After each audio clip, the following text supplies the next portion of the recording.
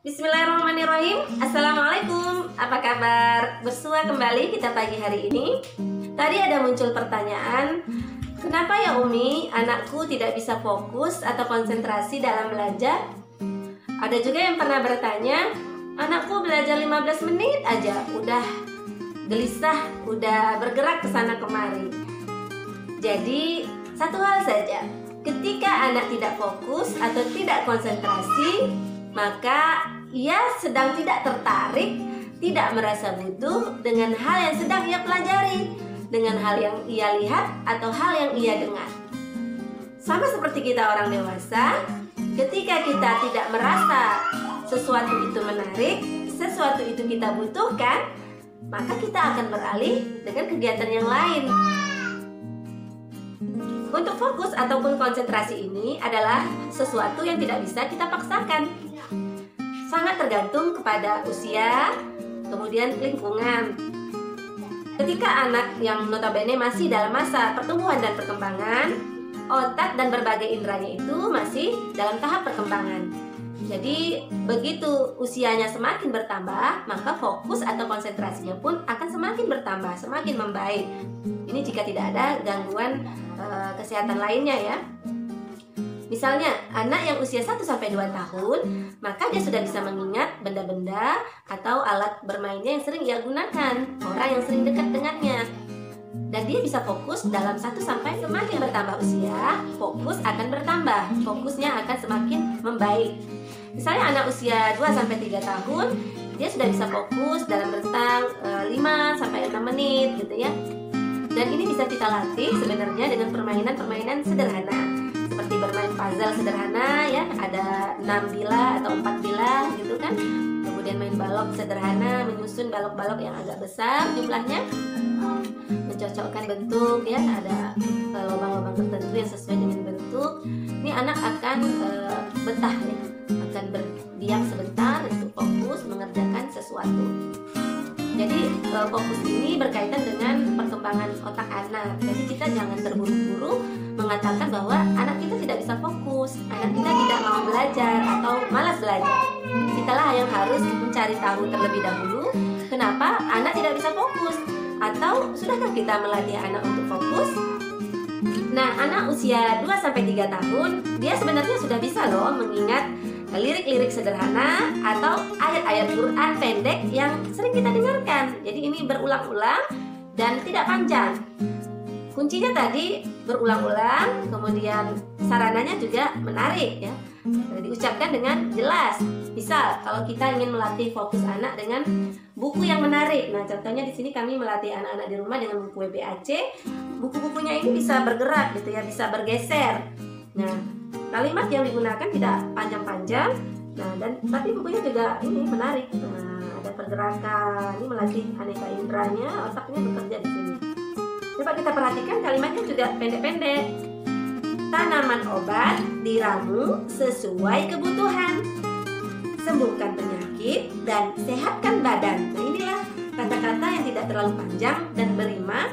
Akhiran an ini enak untuk didengar anak, dan dia menjadi fokus, tertarik untuk mendengarkan. Ini latihan saja, jangan dipaksakan juga, kita terus saja terus. Jadi ketika kita berkegiatan bersama anak, itu satu buku satu dulu, satu kegiatan, jangan dalam satu waktu banyak kegiatan ya. Kalau anak yang sudah di atas 5 tahun, kita bisa melatih fokusnya dengan mengkondisikan suasana belajar atau ruang belajar. Nah, sekarang lagi heboh-hebohnya daring gitu ya, pelajaran jarak jauh. Orang tua banyak mengeluhkan anak tidak bisa duduk tenang untuk belajar. Ada ya sebagian anak maunya bermain saja. Bisa jadi kita tidak mengkomunikasikan jam belajar, kemudian tidak mengkondisikan tempat belajar. Jadi ini mempengaruhi.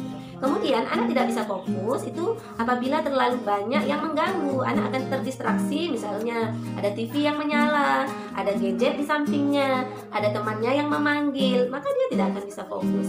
Jadi ketika kita sudah menyepakati jam belajar bersama anak, maka kita berusaha, nah kalau lagi belajar tenang dulu ya sebentar, 10 atau 15 menit, kita sesuaikan dengan usia anak. Setiap dia mulai teralihkan, kita ingatkan kembali ya, kita pun harus menarik gitu ya. Makanya kalau guru-guru di sekolah itu dia harus menarik gitu.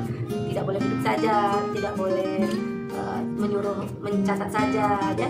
Ada pergerakan-pergerakan yang menarik fokus anak gitu. Jadi harus nyentrik. Jadi guru itu menarik, nyentrik. Begitu juga dengan orang tua. Anak yang sudah terlalu kecanduan HP ataupun menonton, dia juga akan sulit fokus karena dia sudah merasa ada kegiatan yang lebih menyenangkan daripada belajar. Makanya hati-hati membiarkan anak menonton atau bermain HP tanpa kontrol waktu. Jangan juga membiasakan ya anak-anak misalnya makan sambil nonton gitu ya.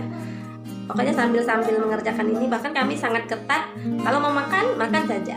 Selesaikan dulu satu urusan, kemudian baru beralih ke urusan yang lain. Fokus sebenarnya bukan bicara tentang masalah perkembangan otak saja. Di dalam Islam ya, fokus ini pernah ya ada disebutkan di dalam ayat Al-Quran.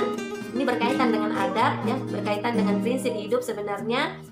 Di surah Al-Insyirah ayat 7 ya, apabila engkau telah selesai dari satu urusan, maka kerjakanlah urusan berikutnya. Jadi kerjakanlah pekerjaan itu satu persatu. Tidak boleh kita membiasakan multitasking ya. Jangan-jangan ibunya yang mencontohkan, lagi bicara sama anak dia pegang HP ya, lagi masak pegang HP. Jadi anak melihat nggak ada fokusnya gitu. Berbicara tapi tidak menatap anaknya. Jangan-jangan kita yang mengajari anak untuk tidak fokus. Nah, ini PR kita bersama anak-anak. Jika yang sudah pelajarannya mulai tingkat kesukarannya mulai tinggi ya, kita bisa membagi pelajarannya itu ataupun hafalan atau apapun bahasannya menjadi hal-hal yang lebih kecil gitu. Kita bagi-bagi. Misalnya contohnya menghafal satu surat, bisa kita bagi surat itu menjadi 3 ayat misalnya ya. Jadi sedikit demi sedikit, jadi bertahap supaya anak tidak merasa ini melelahkan. Anak di atas 6 tahun kita bisa melatih fokusnya. Misalnya kita beri dia suatu pekerjaan atau suatu permainan dan kita kasih batas waktu.